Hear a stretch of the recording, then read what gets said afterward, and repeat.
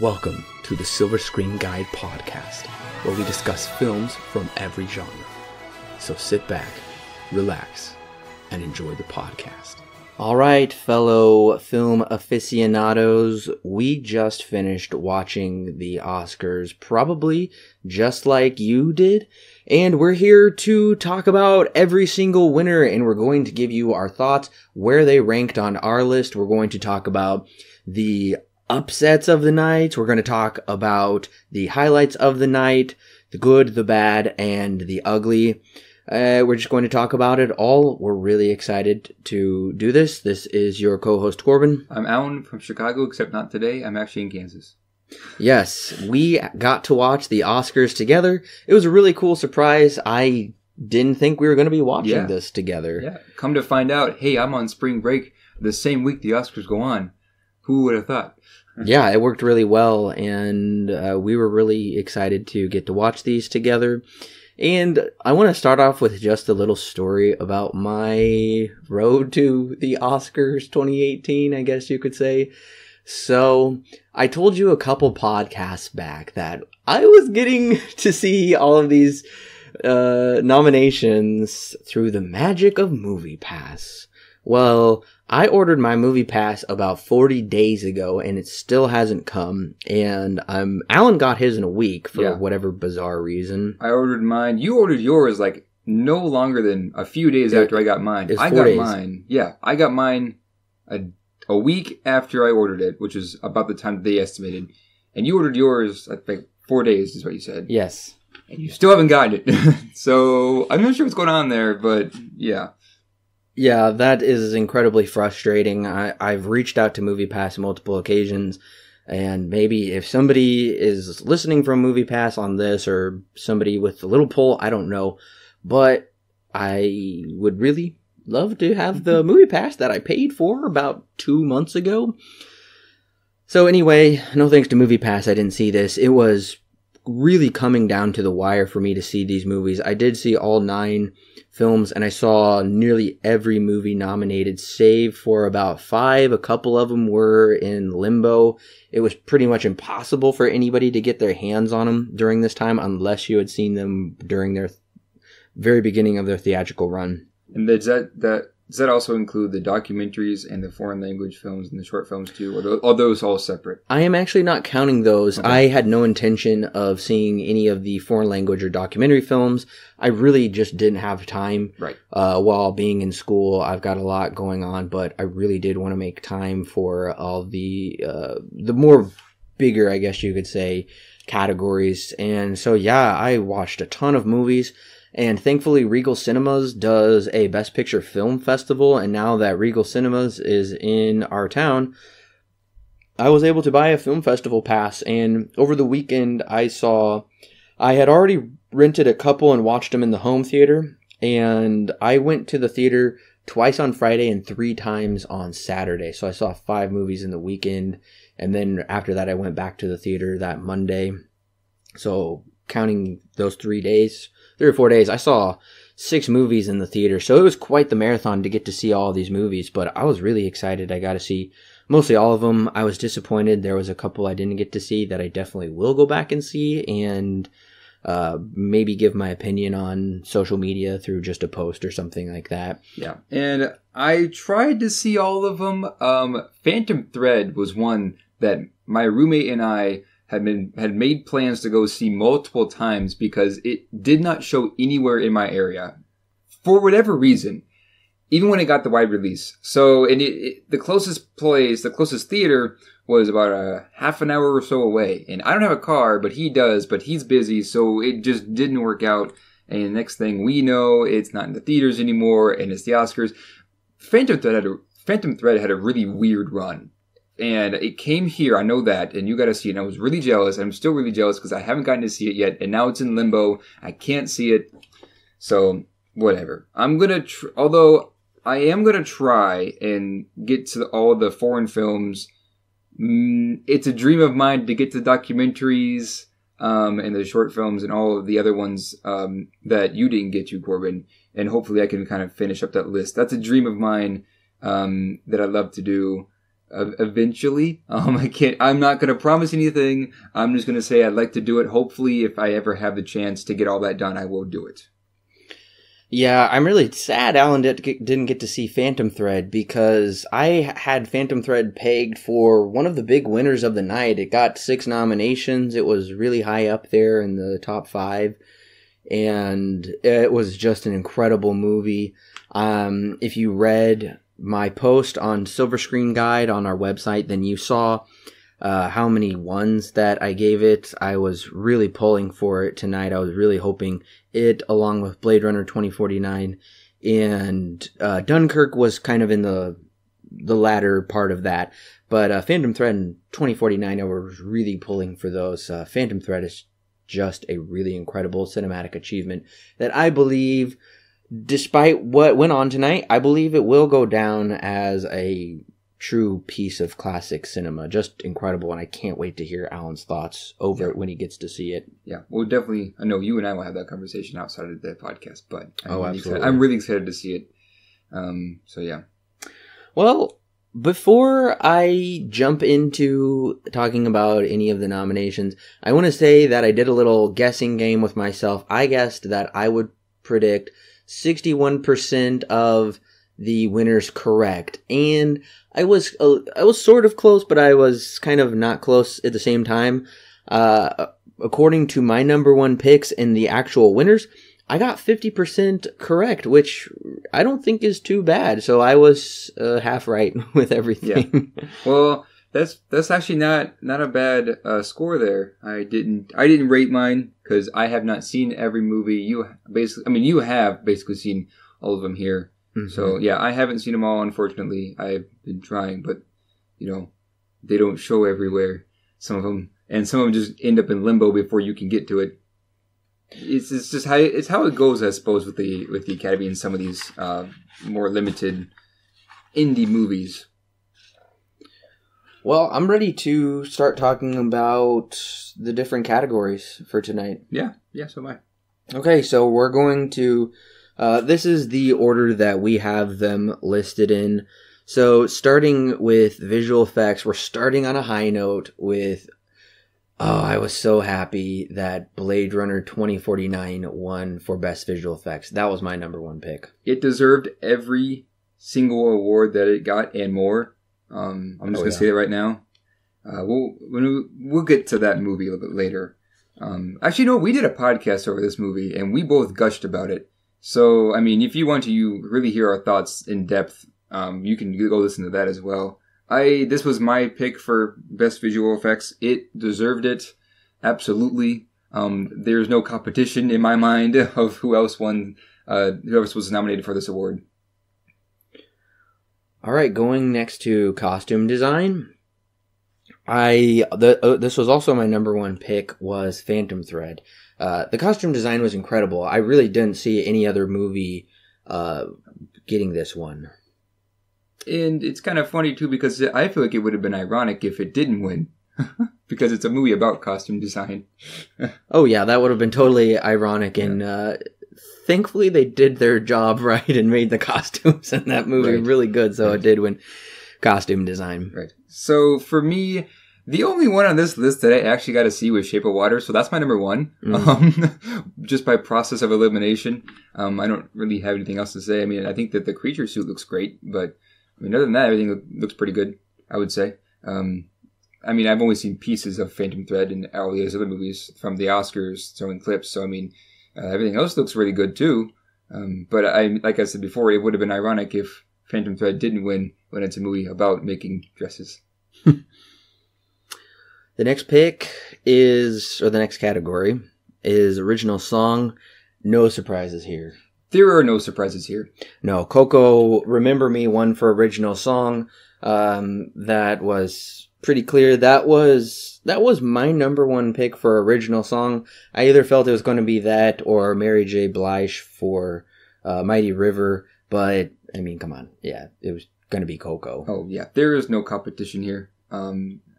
No, this actually was not my number 1 pick, but I did call ahead and I said to Corbin before this began, I said, Coco's going to win Best Original Song and Best Animated Feature. And I said, there's just no doubt about it. This was actually my number 3 pick. Before this, I had my number 2 was Mary J. Blige from Mudbound and her song My River, and then my number 1 was actually Sufjan Stevens with Mystery of Love, because I'm a huge fan of Sufjan Stevens, and seeing him live tonight was great. I've never seen that before, and it was really fun to see him. I'm really a big fan of his work, and I think he did a good job, so I'm kind of surprised. I'm kind of happy that at the very least, the band got nominated, so. Although, yeah, like I said, no surprises that Coco won at all. The next category we're talking about is original score, and once again, I'm 4 for 4. With The Shape of Water, Alexander Desplat, I was really glad. Although I didn't really care for the movie, I was really glad Alexander won for this score because it's a beautiful score. It's incredibly unique, incredibly original. Yeah, for me, this doesn't surprise me either. My actual pick was Phantom Thread, but Shape of Water was right behind it, and they were, for me, very, very close. So I really could have gone for either one, Shape of Water or Phantom Thread. That's the one. Can't get it out of that. Could have gone for either one. So yeah, although, okay, 3 Billboards was nominated for Best Original Score. As much as I loved that movie, I don't think Best Original Score for an Oscar nomination. My own personal opinion. What do you think? Oh no, that and Dunkirk. Dunkirk's original I was shocked Dunkirk got nominated for original score. I would have rather have seen Michael Abels for Get Out get nominated for his score of that movie. Like I said, I can't really call what Dunkirk did a score per se. It was mostly just kind of like a tempo and noises, kind of repeated and whatnot. And yeah, same with 3 Billboards. It was fine, but nowhere near the caliber of Phantom Thread, The Shape of Water, and Star Wars. Although I am really, The Shape of Water was my number 1 pick, I almost kind of wanted John Williams to win for Star Wars. I thought that was a really great score, and I don't believe Star Wars has ever won for that score, which is strange. Mm-hmm. All right, moving on to production design. All right, this is the first one where I wasn't right. Now, as I stipulated in the post on the website, that all of my number 2 picks, I was totally satisfied and happy if they won as well. 1 and 2 were fairly close. I'm not counting that towards me being right or my guesses, because yes, they technically were my second pick. But The Shape of Water won for production design, and I'm totally fine with that. It had an incredible production design. Oh yeah, same here. And I personally would have liked Blade Runner to get it, just because, and I know we'll talk about that a bit later. Blade Runner is a fantastic movie, and I'd say one of Denis Villeneuve's masterpieces. But that's just us being biased. Yeah, I'm totally satisfied with Shape of Water. Getting this, it looks great, and I can't get over the fact of how great Shape of Water looks. Guillermo del Toro has a great eye, not only with production design, but camera work and everything. You did a great job. This deserves it. I also had Blade Runner 2049 for production design. It was just stunning and incredible. Oh, yeah. I would say more so than The Shape of Water. Just the scale of Blade Runner. Yeah, I agree. But yeah, I'm not too frustrated about this. Going next into sound mixing, we have Dunkirk, that one, and that was my second pick. Yeah, this one is kind of where I put Dunkirk pretty low on the list, actually, for me. It was number 4 out of the 5.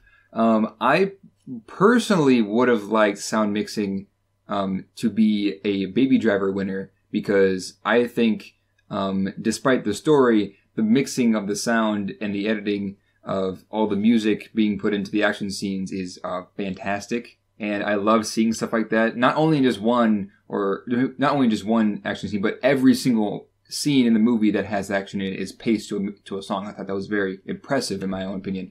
But, so for me, this is kind of an upset. I mean, it's sound mixing, so who really cares? You know, but I mean, I would have loved to see Baby Driver get more love than it did tonight.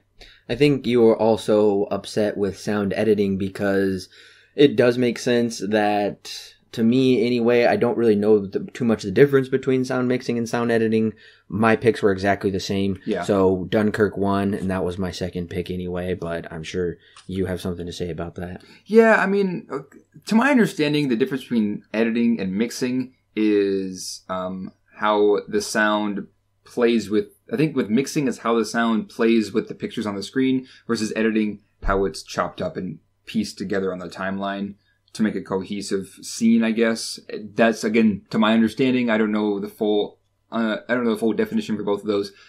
Same pick as I had before. Baby Driver should have gotten sound editing as well, in my own opinion. Dunkirk is pretty low on my list. The next category, film editing, Dunkirk won for that as well. That was actually my number one pick for film editing, so I was very pleased Dunkirk won.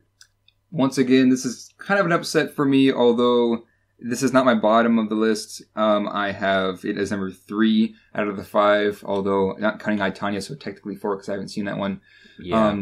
Now, I think that, once again, Baby Driver should have taken the cake, just because of the way that the director had put those scenes together, Edgar Wright, and meshed them all together with according to all the songs and stuff like that. I think that's just great. I love that, all that kind of stuff. It's so satisfying to see that.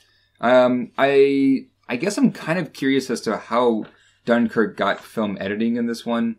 I guess in my mind it feels a bit more simplified than I would have liked, but I'm not terribly upset over it. I think that it could have gotten, what's my bottom on here?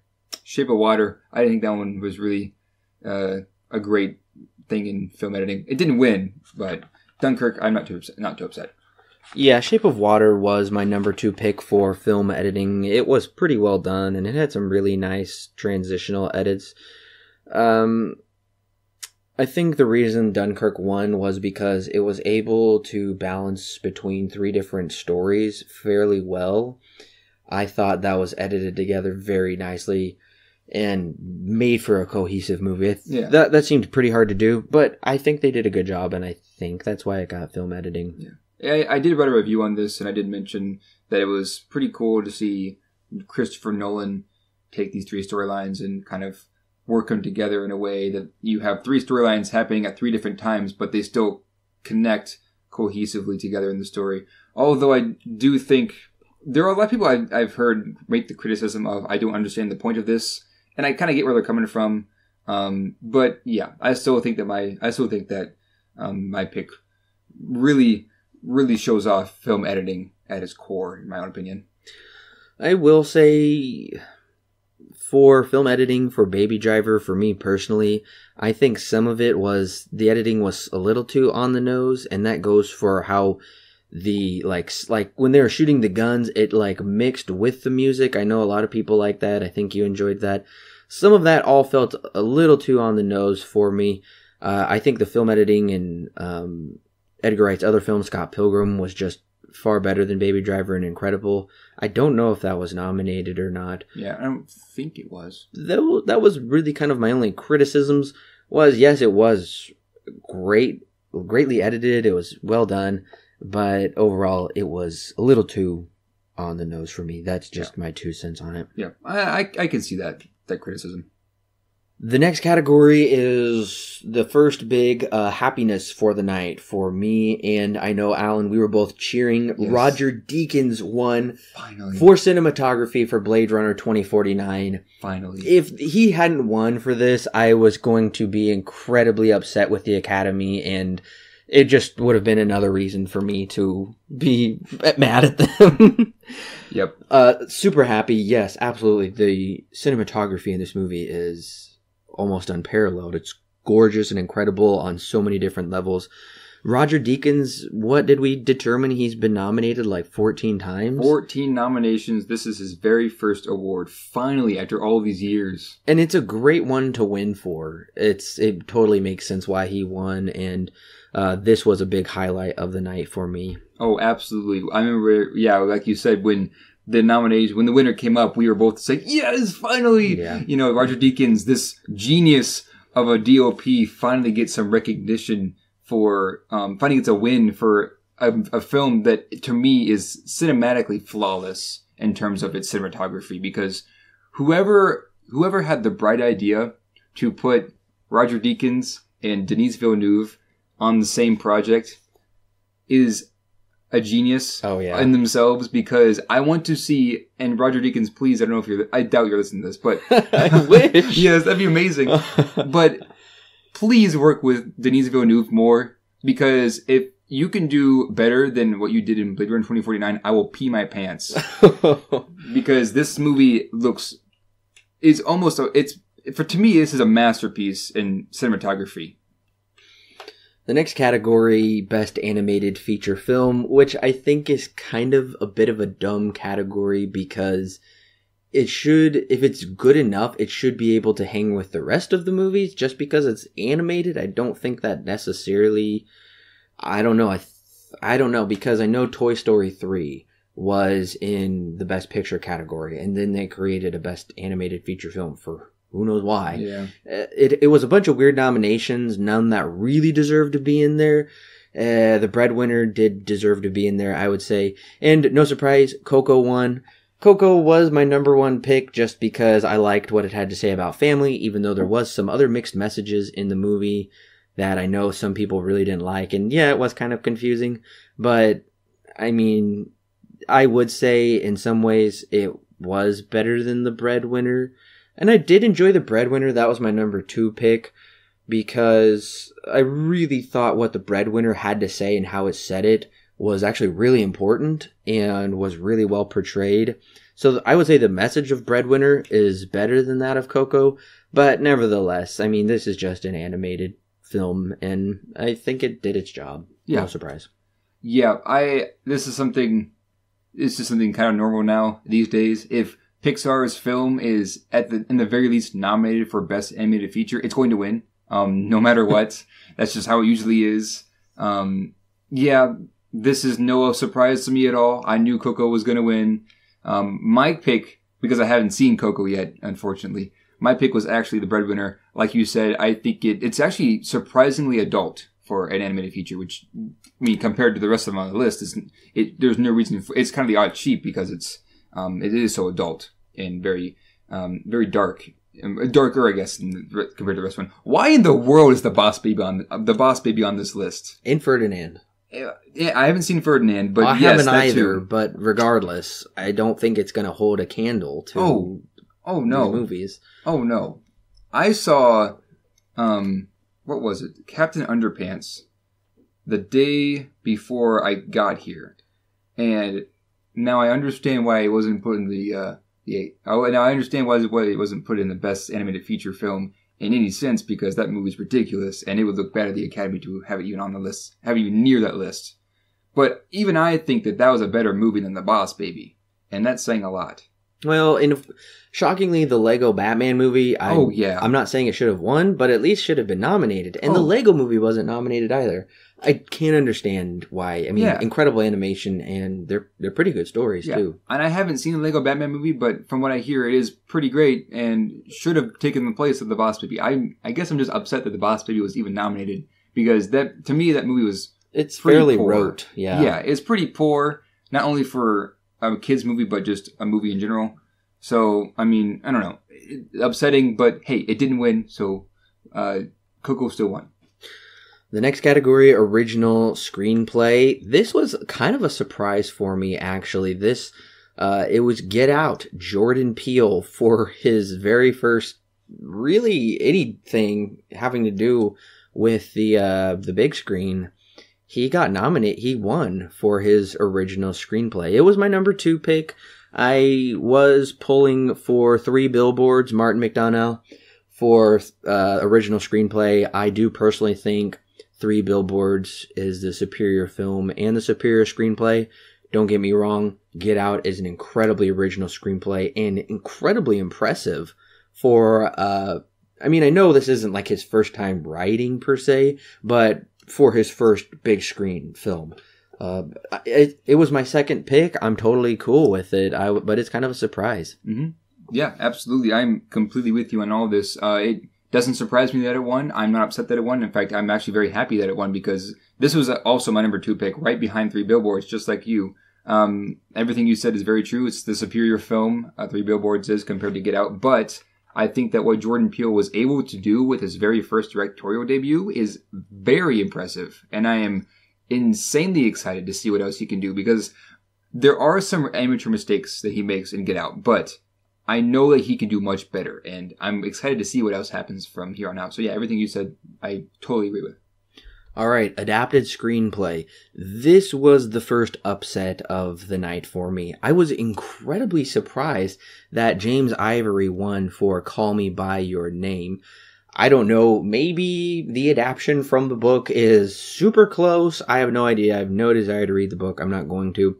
But my problem with the screenplay is pretty much for the first hour plus, they really just sit around and do nothing. Yeah, the dialogue is good. It works. It's fine. Nothing really stand out here. I'm sorry, but the screenplay really isn't that compelling of a screenplay. It's a fairly benign screenplay. This was my last pick. Sadly, I was not able to see The Disaster Artist or Molly's Game. So going off of these, Mudbound was my first pick for adapted screenplay. I really think Mudbound should have won for that. It was incredibly well done. I really loved Mudbound. My second pick was Logan. Pretty good superhero movie with a lot of heart, actually. And Call Me By Your Name.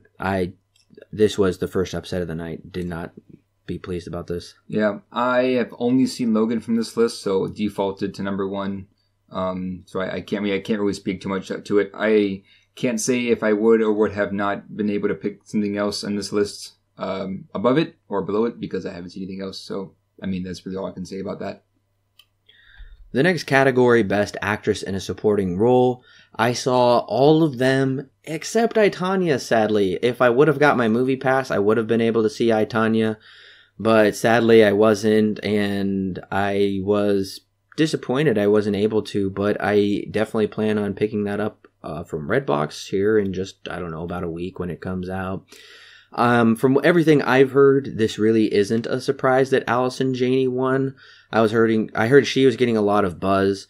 My number 1 pick for Best Actress in a Supporting Role was Leslie Manville from Phantom Thread, and a really close second was Laurie Metcalf from Lady Bird, and I have no doubt that Allison Janney did an incredible job. So I would like to see how my numbering would change after seeing I, Tonya, but I can't speak to it, sadly. And for me, yeah, I also was not able to see I, Tonya. By the time I actually got a chance to see it, it had been put into limbo, and there was no way I was going to be able to see it before the Oscars, unfortunately, like a lot of these movies. For my pick of Best Actress in a Supporting Role, I actually had Laurie Metcalf for Lady Bird. I thought the mom in this movie did a great job, and I really liked seeing what she could do. My second pick, right below that, was Octavia Spencer from Shape of Water. These were the only 2 in this category that I got to see, so that's just how it ranked. I don't think Octavia Spencer really should have gotten a nomination for this role. I mean, she's a good actor in the movie, a good actress in the movie, by no doubt. But I think that there could have been better actresses who could have filled this spot, in my own opinion.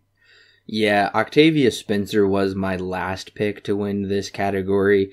Her performance was serviceable. It was totally fine. I'm really shocked that she got nominated for Best Actress in a Supporting Role because, like I said, it was fine. There was really nothing. And thankfully she didn't win because she absolutely didn't deserve to win at all. But very strange she was included in this. She really didn't have any business being in this category, I would say. Yeah.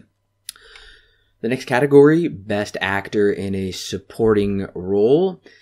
Actually, this was my number 2 pick, but it was an incredibly close number 2. Sam Rockwell won for 3 Billboards, and this is the first time that 3 Billboards has won for the night. And I am totally happy about this because it was extremely close between Sam Rockwell and Willem Dafoe.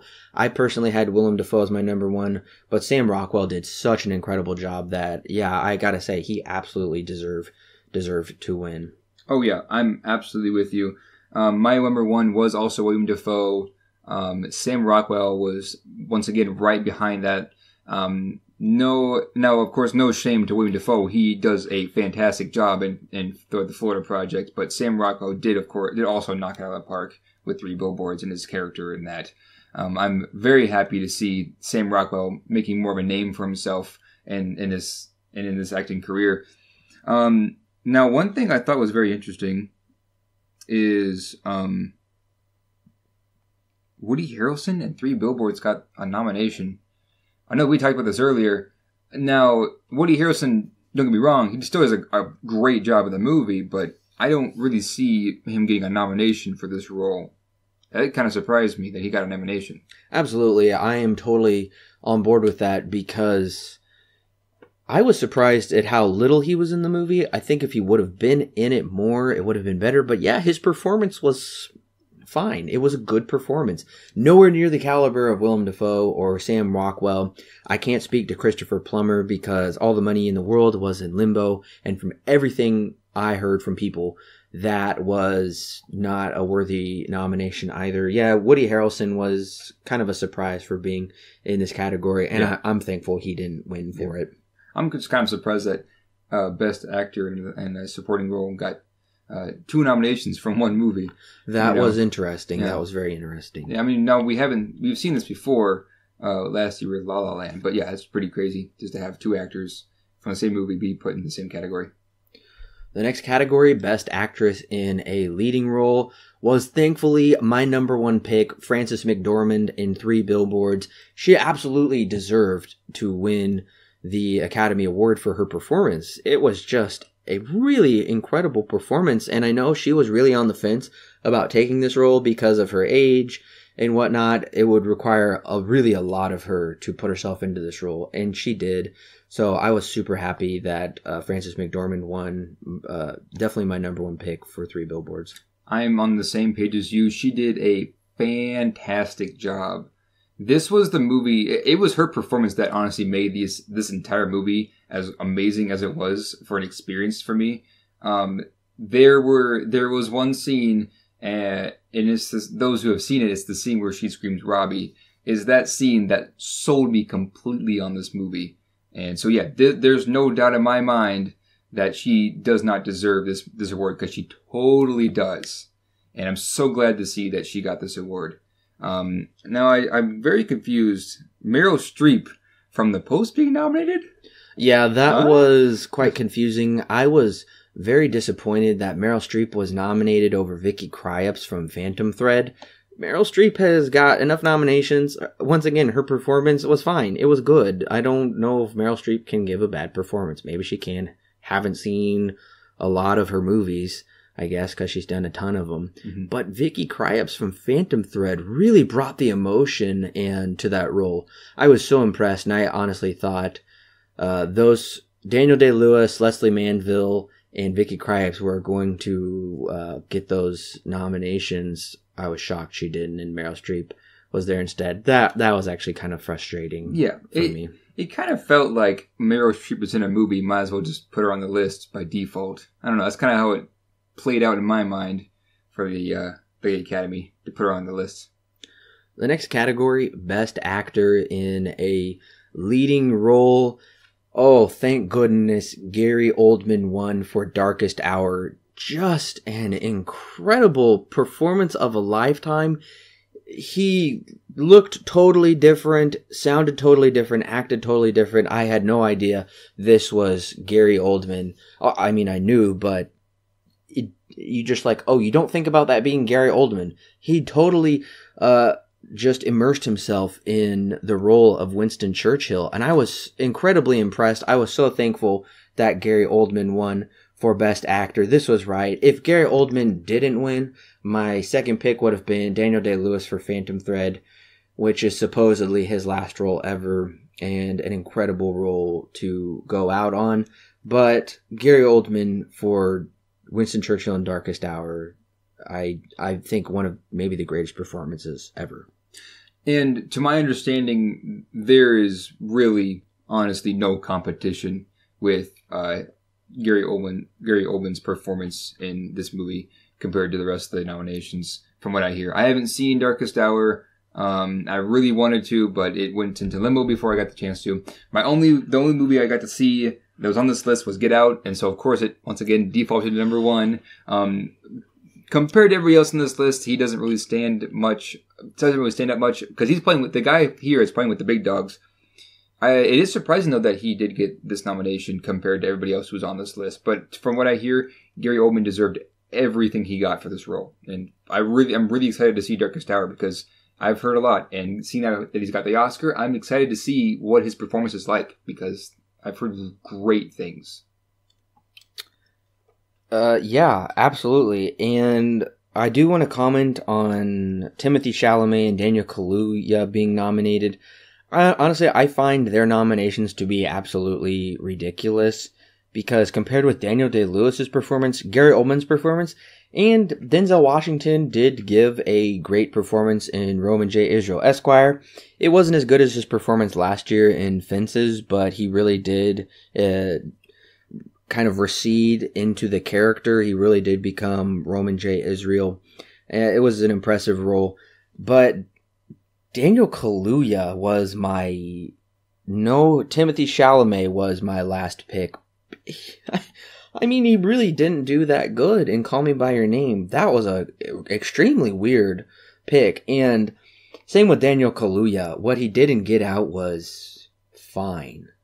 I don't think he deserved the nomination at all. And I'm really thankful neither of those two won. That would have been a extreme upset of the night if they had. So thankfully they didn't. But it was a weird nomination. One of a couple others. They were just kind of weird nominations. Oh, and something I forgot to say is Frances McDormand went a little crazy up there. Yeah. It was like kind of cool that she recognized her female colleagues, but at the same time she went a little insane. But I did love when she got up there and she's like, I'm going to talk really fast and I've got something to say. Mm-hmm. And just got serious. That was actually pretty cool because it reminded me of her role from Three Billboards, but that was weird. And something else I did kind of forget to mention with Best Actress before we move on to the really two big ones. I personally didn't think Sally Hawkins deserved to be nominated for The Shape of Water. I really wasn't impressed by her performance. Sadly, I didn't get to see I, Tonya, so I don't know about Margot Robbie, but I do want to see that. But Sally Hawkins was, I don't know, it was just fine. It didn't make an impact on me. What did you think? I thought Sally Hawkins did a really good job in Shape of Water. I was more impressed that she was able to give as much emotion as she was able to give, being, mute and deaf at the same time too. So it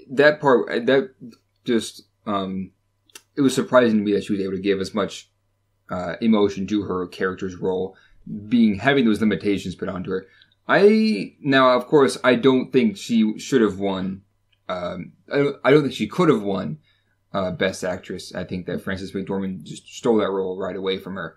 But I don't think I feel the exact same way you do. I think I liked her a bit more than you did, but I do think that Frances McDormand deserved every minute that she got that role. No, that win. The final two categories we're talking about for the night are, well, let's begin with Best Director.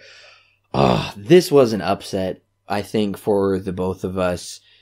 Guillermo del Toro was my third pick for directing. Best Director, in my opinion, should have gone to Christopher Nolan because what he was able to pull off with Dunkirk was nothing short of masterful. It was incredible and far more superior to Guillermo del Toro.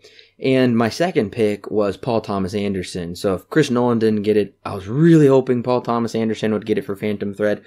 And I'm also really frustrated Paul Thomas Anderson got snubbed for Best Original Screenplay with Phantom Thread. I don't understand why Guillermo got this. I don't know if he understood why he got it, because when he got up there, who knows what he was talking about? Mm-hmm. He wasn't even talking about directing the movie, really. Yeah. We're going to talk about what he has to say next, but I was pretty upset by this. This was one of the major upsets of the night for me. It wasn't really an upset for me. My number one also was Dunkirk. Like you said, just what Christopher Nolan was able to do with that movie is pretty insane. And I don't think it's his best movie. Not by a long shot, for my own opinion. But I do think that the way this movie looks and is handled is very, very well done. And I wouldn't have been upset at all. And I would have been very happy if he got that win, but he did not. Now, in terms of Shape of Water, this was actually my number 2 on the list. I was very impressed with what Guillermo del Toro was able to do. But once again, I did not think that he deserved completely this win. Now, it is kind of funny, and I know we'll talk about this here in just a second, how similar this one is to Pan's Labyrinth in terms of very much feel and style. But regardless, I'm not too upset that Shape of Water won Best Director. I understand why it won, but I do think that Dunkirk really should have taken that cake. All right, the final category for this evening, the biggest one of all, Best Picture. Well, Best Picture of the year went to The Shape of Water, which for me is the biggest upset of the night. Listeners, this was my 9th pick. This was my last pick. I saw all of these movies, and this was my last pick to win Best Picture of the year.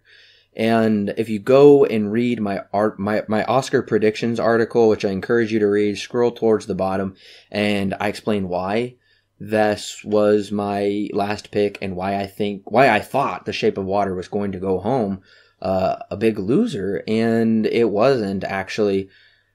I really can't understand this at all, and I can't understand what Guillermo del Toro was talking about, saying what The Shape of Water is talking about is going on in society today. I didn't know very many people were falling in love with sea creatures. I guess now I understand that it's supposed to be more metaphorical and not so literal, but it clearly escapes me apparently. I just had a lot of issues with this movie. Probably my biggest issue was the sexual relationship between Sally Hawkins and the creature. That automatically put it at number 9 for me, because regardless of it having incredible production design and an incredible score, I found that to be absolutely disgusting and off-putting, and to me that crossed a line. That went too far, and I don't understand why Del Toro relegated these characters to their base carnal natures, where they could only seemingly find fulfillment in sexually gratifying themselves.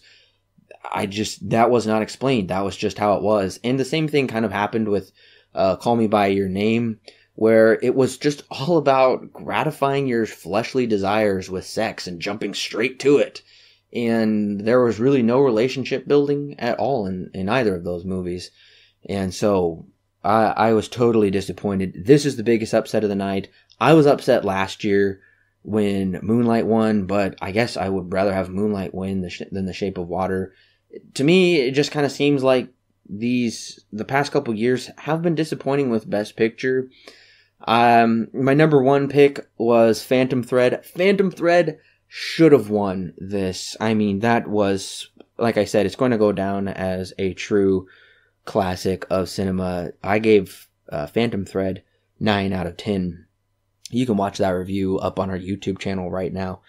Phantom Thread is just an incredible movie on so many levels. I won't gush about it too much because you can go watch the review. But my second pick was Dunkirk.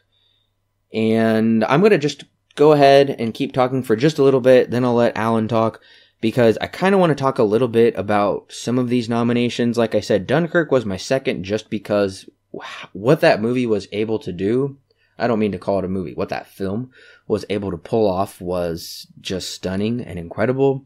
My number 3 pick was 3 Billboards, which, was just a really incredible story with multi-dimensional characters. It was really deep, really moving, an incredible movie. My number 4 pick was Darkest Hour. I loved what Gary Oldman had to do. I think it was a little long and a little hard to understand and follow at times, but it was pretty good. All right, now I believe those movies do belong in the Best Picture category. Now, these remaining couple ones, I don't understand how they got in here. The Post was my number 5 pick. I gave it a 7 out of 10. It was fine. I think that was kind of a bit of a political nomination, just kind of promoting the media, it seems like, the news or whatever you want to call it. My number 6 pick was Get Out. Yeah, I can't even understand why this was nominated for Best Picture. It was a great Hitchcockian film, but it's nowhere near Best Picture. My 7th pick was Lady Bird. It was a fine movie. It was just okay, in my opinion. I'm not dying to go back and rewatch it, and I probably won't. My 8th pick was Call Me By Your Name. I did talk about that in my predictions list. I recommend you go look at my reasons for that, but I got up and left the theater for that one, actually, because go read what I had to say about it, and I hope you'll agree with me. I think you will. I just had a lot of issues with it, just also certain pacing issues and whatnot. And then, of course, like I said, my last pick was The Shape of Water. So it's kind of funny, though my last pick wins. I'm kind of not surprised because, I don't know, to me this movie is just all about making a statement, and that's kind of what Guillermo del Toro said. He's like, this movie represents what's going on right now. And then he just talks about his childhood in Mexico. I can't even understand it. And then they cut everybody off and didn't let anybody else speak. Really awkward. That was pretty funny, though, when the guy was trying to talk on the microphone. And they had already muted it and everything, and nobody could hear him. Poor guy. So, Best Picture, Shape of Water. I'm not disappointed. I'm not really upset. I don't believe you. Yeah. Now, let me explain. Now, I walked out of Shape of Water. Really, walking out, I remember enjoying it. And Corbin and I talked about it, and he didn't bring up a few issues that he had with it that were issues that I had just overlooked.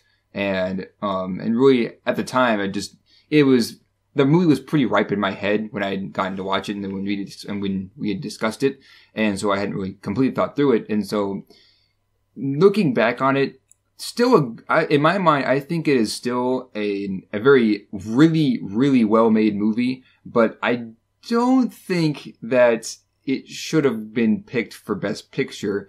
My personal opinion is Three Billboards, because Three Billboards is the greatest movie made this year, in my own opinion.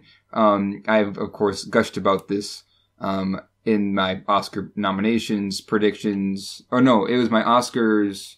No, it was my 2017 Picks podcast that I did. I gushed about that movie for, I think, about 10 minutes and why I loved it so much. And hopefully someday we can do a podcast over it, because I would highly enjoy that.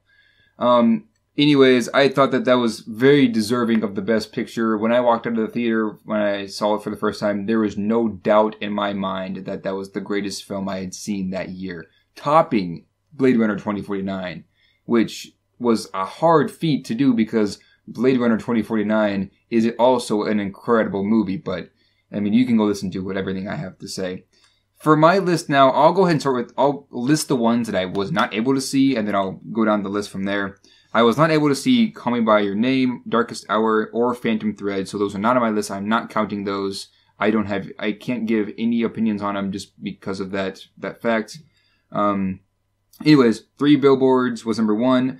Number 2 was Lady Bird.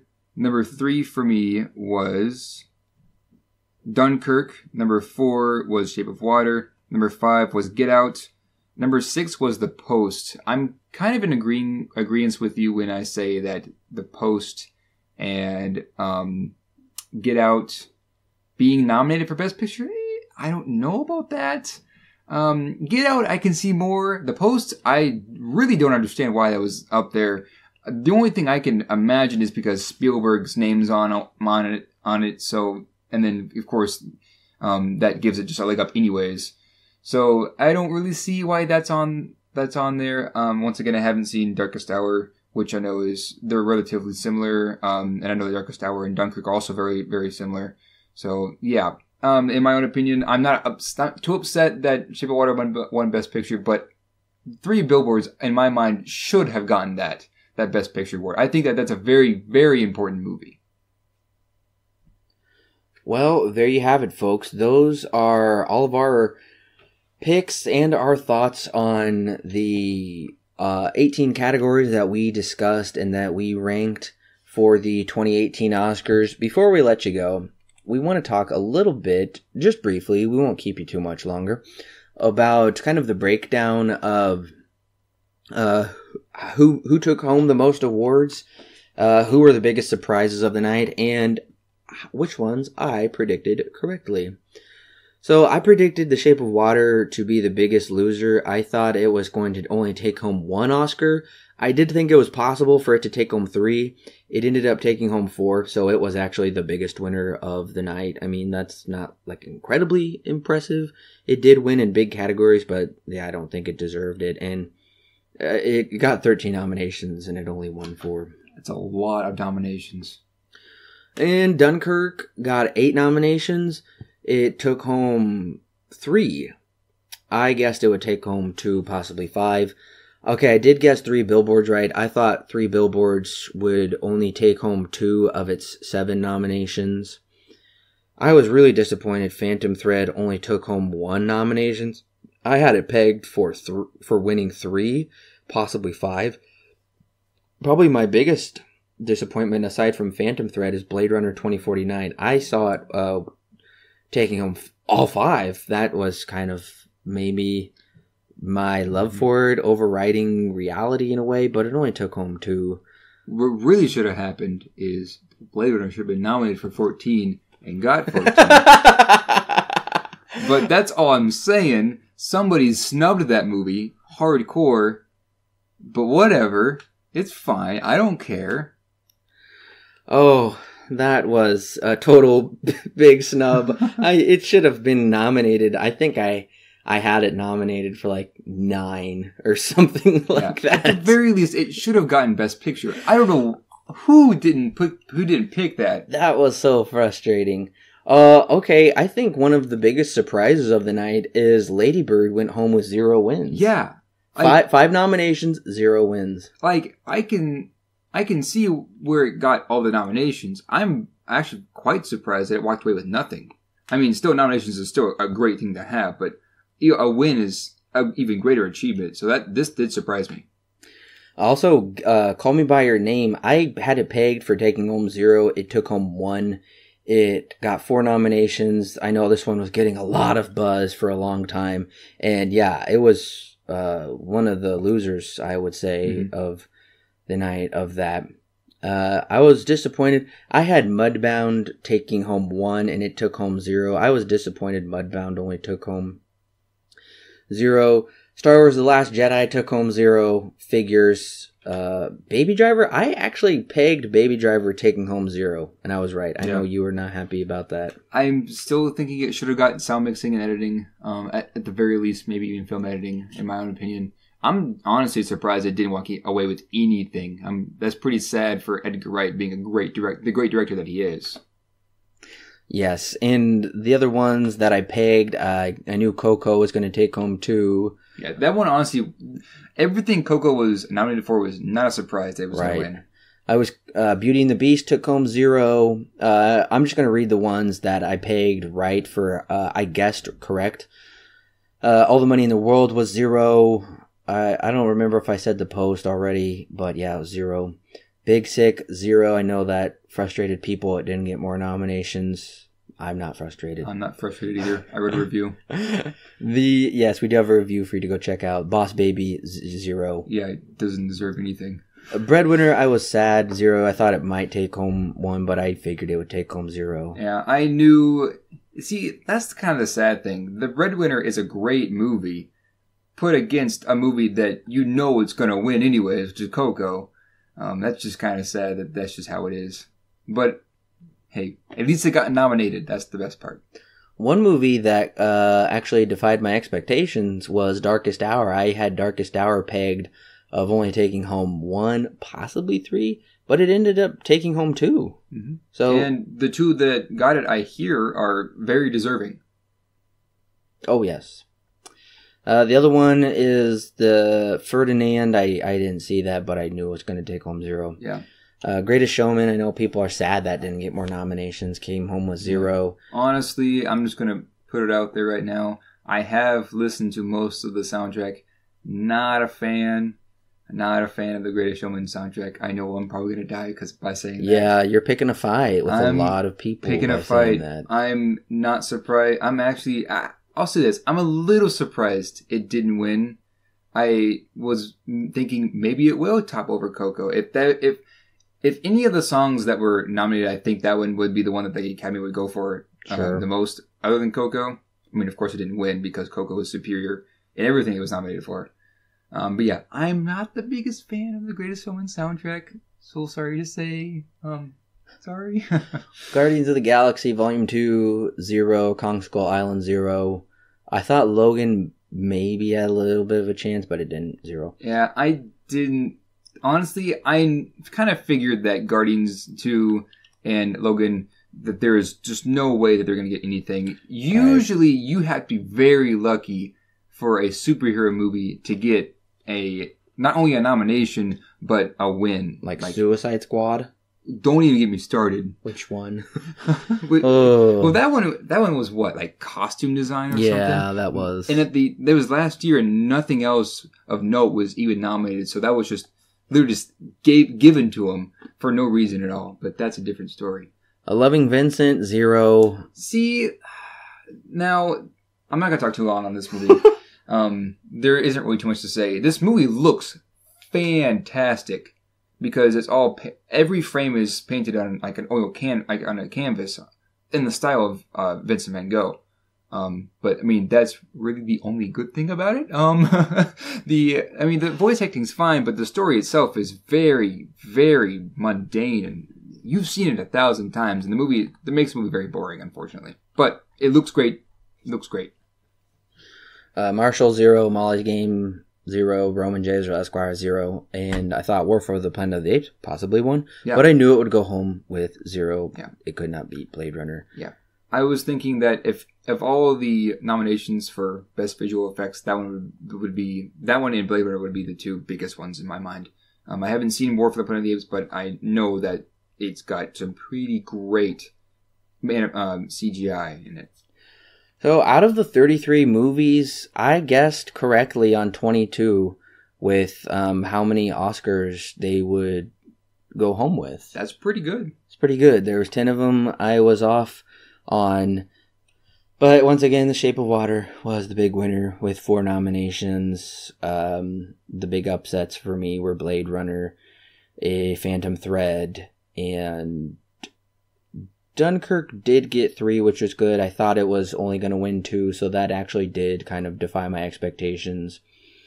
And I think some of the big upsets for other people is going to be Lady Bird. I think a lot of people are going to be frustrated about that these women didn't win because there was a lot of women nominated for it.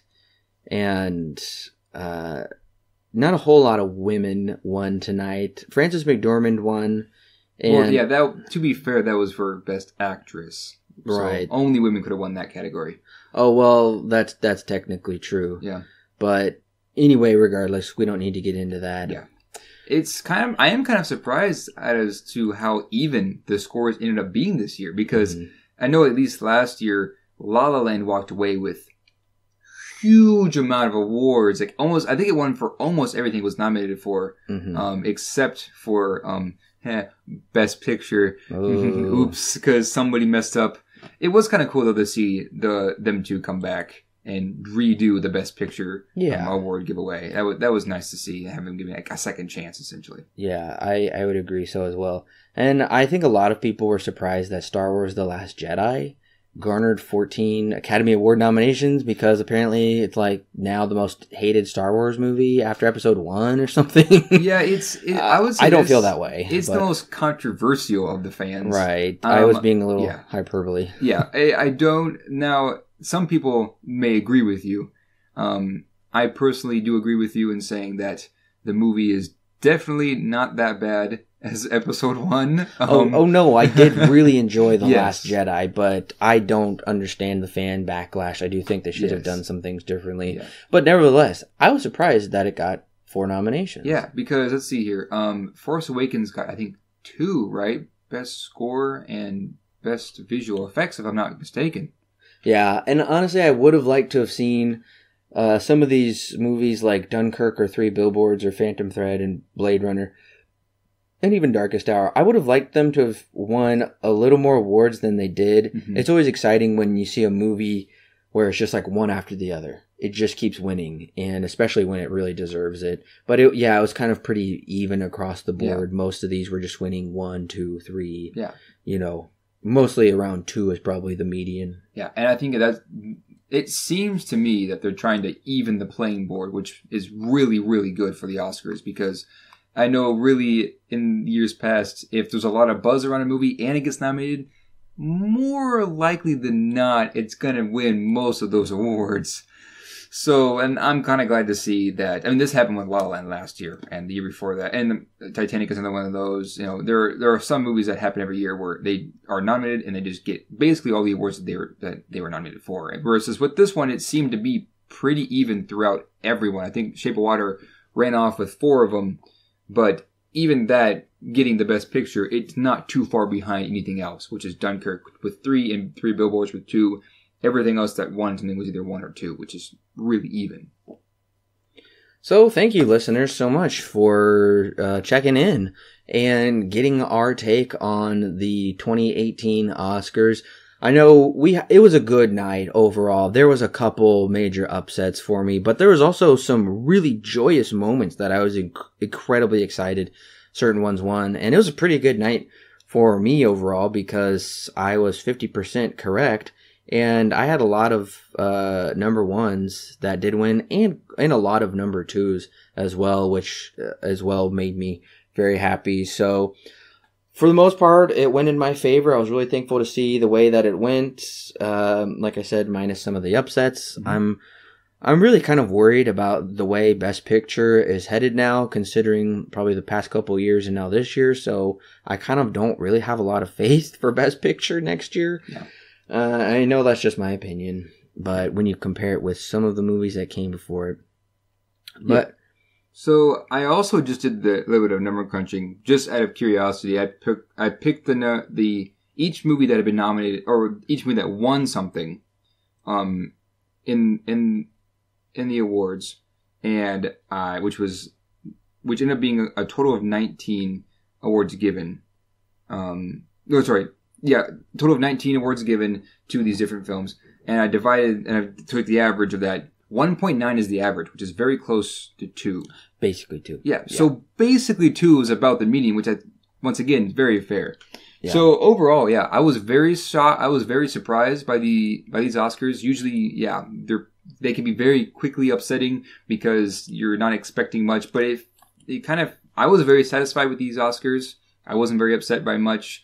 In my mind, I think that this was a good Oscars this year. Last year's was pretty good, but at the same time, I think one of my bigger issues with this year is that it also kind of felt a bit more predictable. To be fair, we did get to see a lot more films this year than we have in years past, getting ready for those Oscars. So that is something we probably should keep in mind. But yeah, overall, I was satisfied. Didn't think they were too bad. Yeah. Just throwing it out there, if you count my number 1 and 2 picks and do the math, I was 78% correct. That's not too bad. I feel pretty good about that. That's not too bad. But yeah, a lot of the ones that should have won did win, thankfully. And we really want to say thank you, listeners, for once again joining us on our Academy Award 2018 post discussion. I'm already looking forward to doing this again next year. Yeah, I am too. Hopefully next year, now that I have Movie Pass, hopefully next year I'll have been able to see all these movies before we get this podcast recorded. That would be really nice. It won't be so much of a crunch for doing this, like scrambling to watch, 15 movies or whatever really quickly. Yes. But I still had a lot of fun doing it. I had a lot of fun making this list, ranking them. getting to watch them with you and just having a really fun time, seeing some really incredible films, just some impressive pieces of cinema. And we want to know, listeners, what were your picks? What were your number ones? What were your biggest highlights? What were your upsets? Did you get a high percentage correct? We want to hear from you, so make sure to leave a comment down below in Facebook, Twitter, Podbean, wherever you're listening, YouTube. We want to hear from you. We want to engage with you and hear what your picks are as well. So thanks for listening to our picks, and we will be back next year for the 2019 Oscars doing the same thing. We're really looking forward to it. But don't forget that we do other podcasts too. We won't be back next year for any podcast. We'll be back next week for a podcast. The Oscars podcast will be back a bit later.